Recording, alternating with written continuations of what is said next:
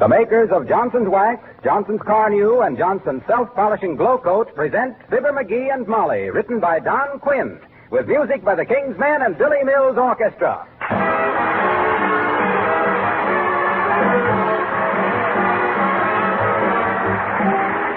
The Spanish used to burn people they didn't like. In England, they once cut off your ears for stealing a penny. Russia had the whip.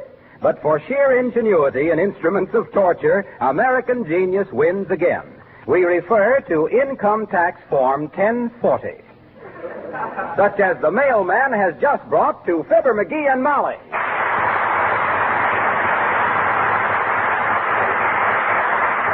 You don't have to fill out that income tax thing right now, do you, McGee? I thought you had till March 15th. Have you read this thing? It's going to take till March 15th. Listen. Where the tax liability of an individual for 1942 is discharged and such tax liability is greater than the tax for 1943, the excess of 1942 over the tax 1943 tax liability is added to the 1943 tax liability. You understand that? No, but I'll bet it's beautiful in the original Egyptian. I better sit right down. I'll start from the beginning. Now, let me see. For the calendar year 1943 or fiscal year beginning... Hey, what does fiscal mean? Fiscal? Fiscal. F-I-S-K-A-L. Fiscal. Well, I think that's a rascal who goes fishing. Yeah. Maybe I better just use the calendar year. I know what that is. Now, let's see. Fibber McGee, 79 was for this. Wait a minute now, dearie. Huh? Better make that Mr. and Mrs. Fibber McGee. Isn't this a joint return? How can it be? We don't own any joints. No, I mean, aren't we... well, doesn't this return include both of us? Well, I don't know. Look at the instruction sheet. Oh, my gosh. Look at the instructions. Now I am scared. Oh, dear. Boy. I think we could make out the tax sheet all right, but we're going to need help with the instructions. This is brutal. If this thing is too tough for me, how about people that aren't as smart as I? Well, name three. Well, he's really a guy. I want to give a photo. Oh, Alice, darling. Hello, Alice. Hello, Mrs. McGee. Hello, Mr. McGee. Am I intruding? Oh, not at all, Al. Not at all. I thought you were never going to get here.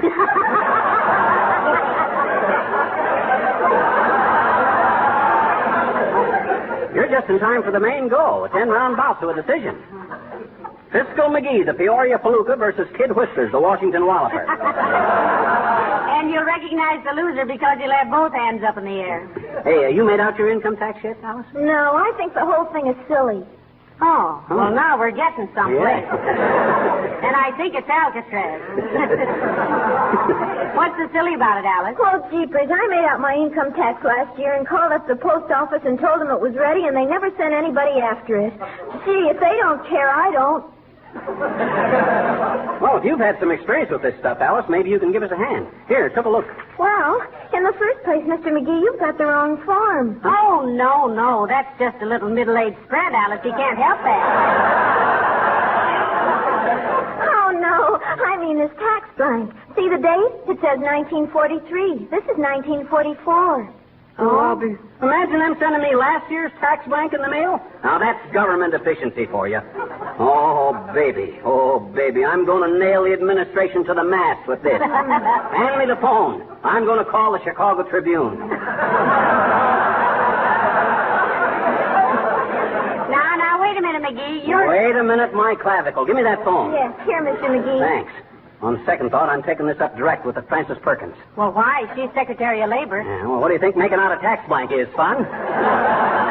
Hello, operator. Put me through direct to Washington, D.C. And connect me with the White House everything, Mert. Oh. Tis, eh? Oh, dear. What say, Mert? Well, take care of that, Mert. This may be the last Christmas for a long time. You'll get a bottle of that. Betcha. Just dab a little behind the ears, put a drop on each eyebrow and a little on the hanky. Betcha. Don't lavish it around. Oh, what kind did she get, McGee? Coaties? Teachers. What say, Mert? Okay, I'll call later. Lines to Washington are all tied up.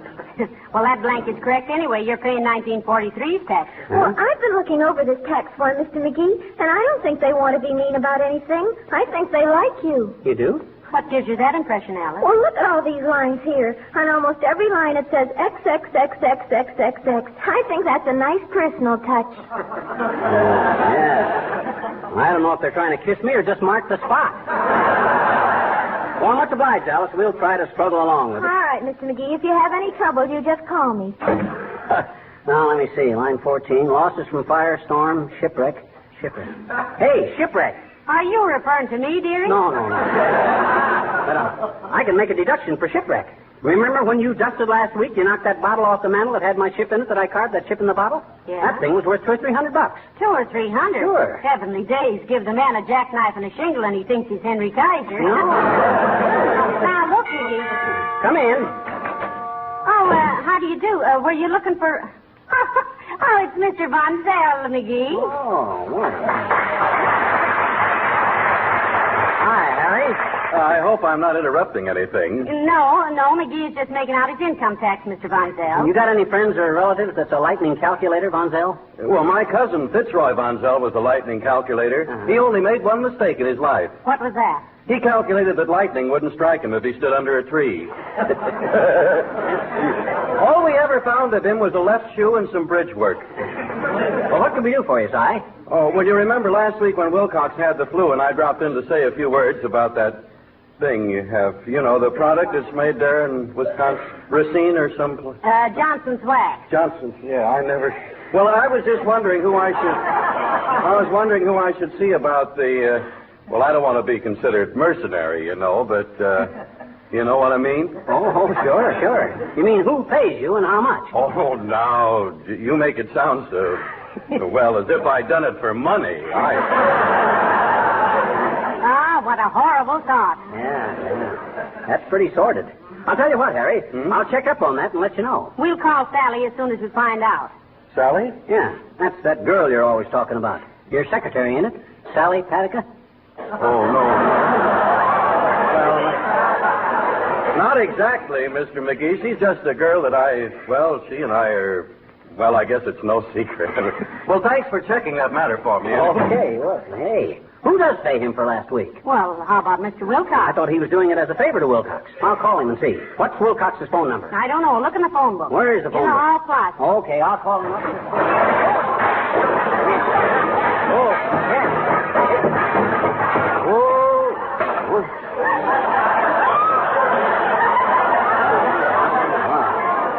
I got to straighten out that closet one of these. Oh, look what I found. Hey, Molly, you want some jelly beans?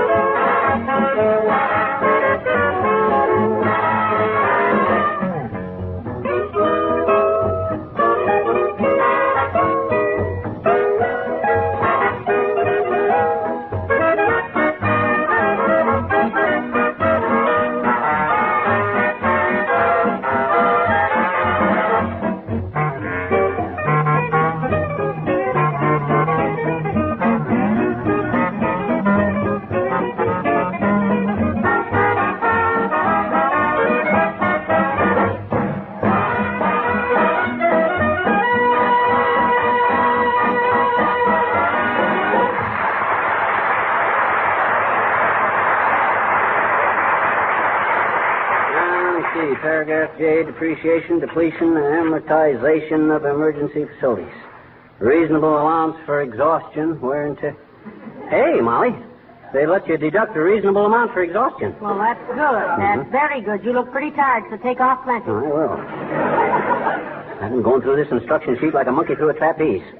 I'll bet the only way I can get to sleep tonight is counting fiduciaries jumping over a debenture. Say, what is a fiduciary? Oh, the government just throws in words like that to lend a light touch to the whole thing. Yeah, but what does fiduciary mean? It don't mean anything. Just a word out of a song. Remember Rose O'Day?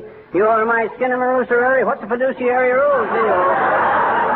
That isn't exactly how I... Come in. Oh, for goodness sakes, Mr. Wellington. How do you do, Mrs. McGee? I trust you will permit me somewhat belatedly, I fear, to wish you a happy new year. Oh, thank you, Mr. Wellington. And, McGee, to you also, a happy.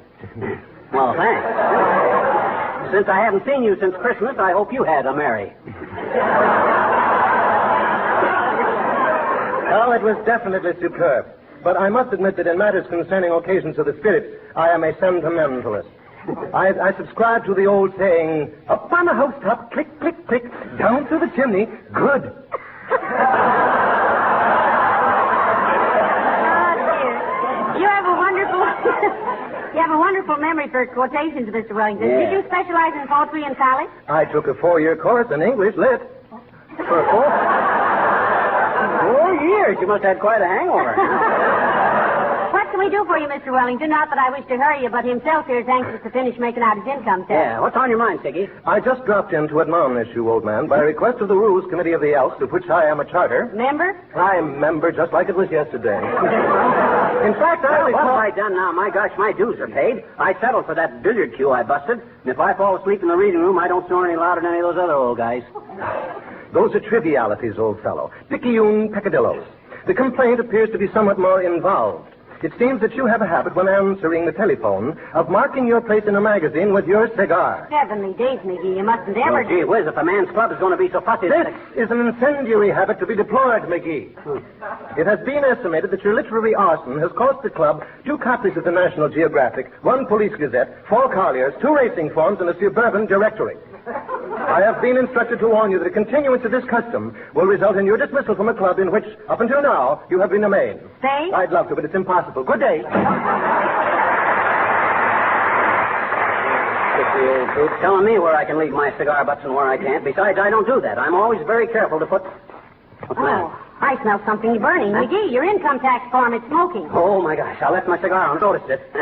Now, let me see. Paragraph 15. What's this? Hello, folks. Oh, for goodness sakes, Mr. Wilcox. Hi, Junior. Glad to see you back. How you feel? Oh, not bad. Say, did a friend of mine drop over here last week? Fellow named Harry Von Zell? Yes, he did, Mr. Wilcox. A very nice man, though a little indefinite. Yeah. He was in a while ago today, too, Junior. Wanted to know who paid off for last week. Who paid off? Yeah. Well, he told me he was doing that out of pure friendship. Oh, he was very friendly. And he didn't want us to think he was doing it simply for money. Oh, not at all. In fact, I got the impression that he thought no more of a dollar than Hitler thinks of his bomb shelter. Well, did you think he was worth anything? Did he say anything about Johnson's self-polishing glow coat? No, I don't think he... Didn't he tell how glow coat protects and beautifies linoleum and saves so much housework by eliminating old-fashioned floor scrubbing? No, he didn't do that. To tell the truth, he did more fumbling than a piccolo player with mittens on. You mean to say that he didn't even mention how glow coat is so easy to apply? That you just pour a little out, spread it around with a long-handled applier, and in 20 minutes it dries to a beautiful protective finish? Not a word. No, he didn't say nothing like that there. God. All that guy was interested in was Mizuma. Did you notice his coat bulging in and out, Molly? That was his wallet panting. Maybe we're misjudging the man. Maybe he just... Well, I'll settle this. If he'd come over here and done a nice commercial job for Racine, I'd have sent him a check myself. But if he didn't know what to say... Oh, he didn't. That was obvious. He floundered in here like a seal after a herring. We had to give him all the information. You needn't feel any obligation to him, Mr. Wilcox. Obligation? Why, I and that never... ain't all, Junior. You better watch yourself. Huh? Why? Well, confidentially, after Bonzell left here, I saw him out on the porch and he was whistling and singing. Like this. Rinse so white, happy little wash day song. Like he was practicing up, see? Oh, he was he? Why, that guy... Oh, you shouldn't have told him, McGee. Well, doggone it, I won't have a friend of mine exploded while he's flat on his back in bed with the flu. You don't mean exploded, you mean exploited. I do not. Exploited means... Oh, thank goodness. I didn't know what exploited meant. Come in. Oh. Hello, Mr. Von Zell. Hi, Harry. Say, did I see him coming out of here just now? Yes, you did, Mr. Von Zell, and I think he was looking for you. Oh, he is? Yeah. Did he say anything about, not that I'd probably take anything, even if he did offer me $10 or $15. I usually get 25, you know, but he didn't mention... I thought you were filling in for Junior just out of friendship, Bonzell. Oh, I was. I had no idea of cashing in on the idea. It was merely to help a friend, fellas. But if they'd hired an announcer, he would have been... They would have... Which way did Harlow go? that way. Oh, thank you. Well, looks like the end of a beautiful $10 or $15 friendship. Yeah, well, don't worry me any. I got my own troubles. Now, let me see. Amounts received and excluded from gross income in this and prior years equals the aggregate premiums. Hey, did I get any premiums this year, Molly? Yes, you did. I think that squirt gun you got with the 27 cigarette coupons, you know. Oh, yeah, that's the only one I can remember. Now, let's see. Now, listen, you call me if I can help any, McGee. I got to start supper, and don't do any figuring till I come back. You always get the decimal in the wrong place, you know. There goes a good kid. Here I am up to my clavicle in non-deductible crevatines on the mortar stand, and she acts like it would all come out even. What a woman. She'll be... Uh-oh. Come in. Hi, mister. Hi, sis. Now, look, would you mind returning at some future date? Say right after the birth of your fourth grandchild? I'm very busy. I'm making out my income. Well, gee, mister, can't you even let a little child stay long enough to get warm? Can't you? Oh, I suppose so, but why don't you go home? Where have you been? I've been down to the Bontown department store, mister, and I'm going to tell a Better Business Bureau on them, too. I bet you they cheated. Huh? They did? How? They had an advertisement in the paper, and it was wrong. Oh, it was, eh? Yes, I said it was, eh? What's wrong? It was wrong. Gee, did you try to get one, too? No. One what? What are you talking about? The monsters. The what? The monsters. They didn't even have any. They didn't have... No, wait a minute. Okay. What's this about monsters? Well, gee, mister, when a store advertises that they're having a monster clearance sale and a woman goes down to get one, on account of she's always wanted a monster for her very own. Oh. And they don't even have any, I bet you. It's just a dip, I bet you. I could probably... Sure? Probably clear this up by a simple little explanation, but maybe you'll save yourself a lot of bruises and money by staying away from clearance sales. Now, scram, will you, sis? I'm awfully busy on my income tax. Okay, mister, but you better get to work on it, I guess. My daddy says you're kind of ignorant about income. What do you mean I'm ignorant about income? Well, I don't know, but lots and lots of times I've heard him tell Mommy you're a kind of an nincompoop. So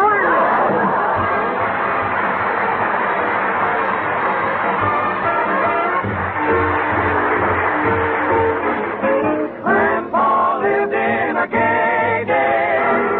He seemed to thrive without jive, but he was nimble in his heyday. When that fiddler grabbed his bow, Grandpa shouted, "Do-si-do! Lost my partner, skip-to-maloo! Lost my partner, skip-to-maloo! Lost my partner, skip-to-maloo! Skip-to-maloo, my darling! I'll get another one for you! I'll get another one for you! I'll get another one for you! Skip-to-maloo, my darling! Oh, skip-to-maloo, ha-ha! Skip-to-maloo, hey, skip-to-maloo! Skip-to-maloo, my darling! Oh, gray mare has lost her shoe! Oh, gray mare has lost her shoe! Oh, gray mare has lost her shoe! Skip-to-maloo, my darling! Fly in the sugar bowl! Fly in the sugar bowl! Fly in the sugar bowl! Skip-to-maloo, my darling! Cows in the corn, hear them moo! Rats in the barn, hear them chew! Don't give a darn! How about you? Skip-to-maloo, my darling! Oh, skip-to-maloo, ah, skip-to-maloo! Hey, skip-to-maloo, skip-to-maloo, skip-to-maloo, skip-to-maloo! Lost my partner, what'll I do? Lost my partner, what'll I do? Find your partner, anyone will do! Skip-to-maloo, skip-to-maloo, skip-to-maloo! My old shoe is torn in two. Lost my sock and lost my shoe. Stop the fiddler, I'm off too. Skip-to-maloo, skip-to-maloo, skip-to-maloo was a lady. Miss Louise O'Grady was her name. The grandma made her changes. He thought he could retreat and rest his weary feet. But for 50 years, whenever she could arrange it, she made him skip, skip, skip-to-maloo, skip, skip, skip-to-maloo, skip, skip, skip-to-maloo, skip-to-maloo, my darling. Diamond rings, quite a few limousines painted blue, mansions on the avenue, skip-to-maloo, my darling. Wouldn't Grandpa really jump for joy if he could only be a carefree boy?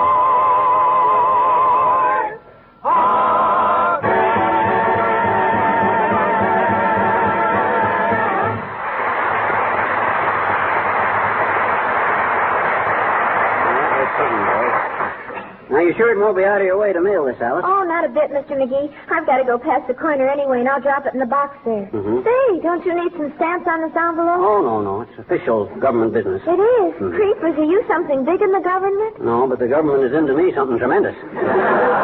Well, much obliged, kid. Oh, not at all, Mr. McGee. I'm glad to do it because you've been just like a grandfather to me.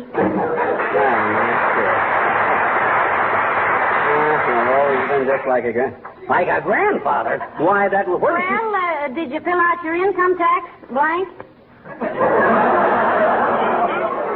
Would you mind repeating that, Mrs. McGee? I said, did you make out your income tax blank? Oh, yeah, thank you. Yeah. Further than that, I signed it, wrote a check for the full amount, and Alice is mailing it down at the corner box. Well, isn't that wonderful? How much do we owe on it? Well, I wasn't quite sure, so I made the check out in blank. Government can fill in the right amount. A blank check in the mail, dearie? Why, of all things. Come in. Oh, hello, Dr. Gamble. Hello, Molly. Hello, B1 deficiency. Hello, you gaudy hero of the Grave Diggers Union. Hero, oh? Sawed off any left legs by mistake today, Doc? Why, McGee, what a terrible way to talk to the doctor. Oh, it's his defense mechanism, dear. Needs oiling. Yeah. He's no doctor. He's a Zulu medicine man in whiteface. He thinks a microbe is an Irish kimono. Well, what do you want, Dr. Jekyll? Want to hide? That's very, very smart talk from a man who runs moaning to the doctor every time he gets the hiccups. If you mean like day before yesterday, Doctor, that really was serious. You know, he hiccuped for 6 hours. Yeah, you ever try to shave with the hiccups, Doc? When I got through, I'd taken more cuts than a roadshow chorus girl. I read of a man once who lost 62 pounds with the hiccups, Doctor. Well, off McGee, 60 pounds would look good. Yeah? What have you been doing around here, McGee? Laying a paper trail so you can find your way back to the Davenport? Making out my income tax, Doc. Oh. And I don't mind telling you it's a great relief to have it made out, signed, and in the mail by the 11th of January like this. Always before this. Oh, I wonder who that could be. Come in. Oh. Hi, Von Zell. Hey, you know Dr. Gamble, Mr. Von Zell. Mr. Harry Von Zell, whom you probably heard on the Eddie Cantor program Wednesday night. Now, how do you do, Doctor? Are you a DDS or an MD? I am an MD, a BPOE, one time in the AEF of the USA where I did KP.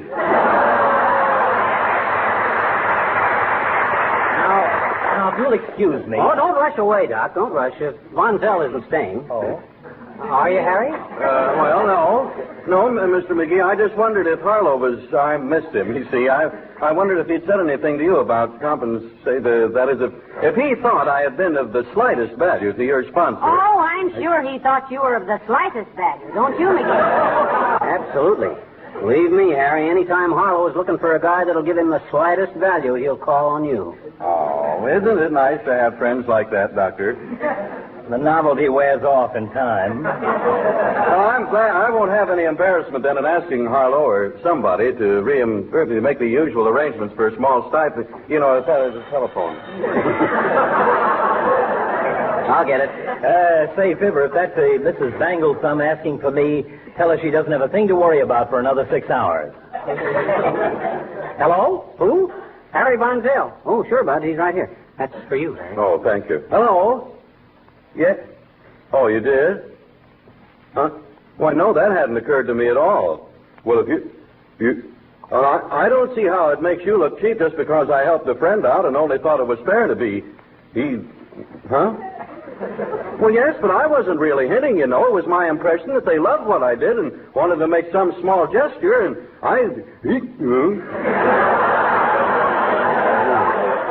Well, all right, I'll leave right away. So long. Hey, who was that? Eddie Cantor. Sorry I have to run, folks. Nice to meet you, Doctor. Goodbye.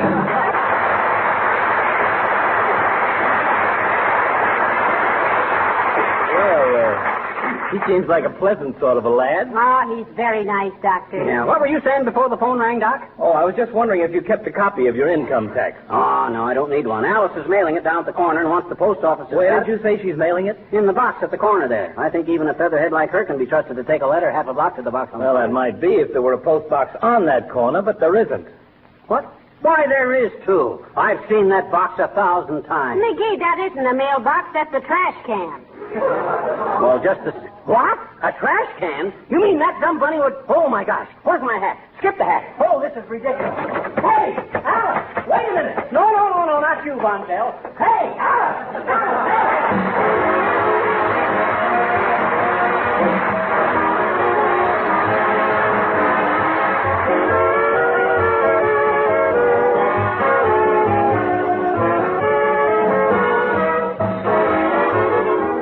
Linoleum is certainly no exception to the rule that dirt is constantly wearing out our household things. And in winter or summer, there's probably more dirt coming into your kitchen than any room in your house. Examine those small particles of dirt under a microscope, and they look like jagged rocks with sharp edges.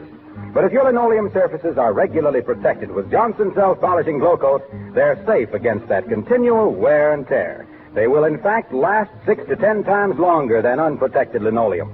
Now, if it were a lot of work to apply Glow Coat, you might hesitate to use it. But it's really no work at all because it needs no rubbing or buffing. You simply apply Johnson Self-Polishing Glow Coat and let it dry. Actually, it saves you many hours of work throughout the year. And as an extra dividend, keeps the linoleum colors bright and sunny, new-looking indefinitely. In these darker days of the year, you appreciate the brightness that a sparkling, glow-coated floor gives to your kitchen.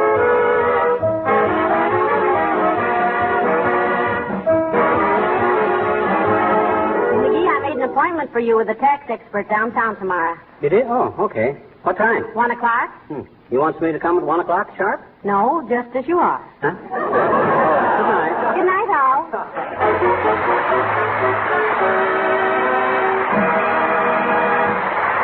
character of Mr. Wellington heard on this program was played by Ransom Sherman. This is Harlow Wilcox, speaking for the makers of Johnson White Finishes for Home and Industry, inviting you all to be with us again next Tuesday night. Good night.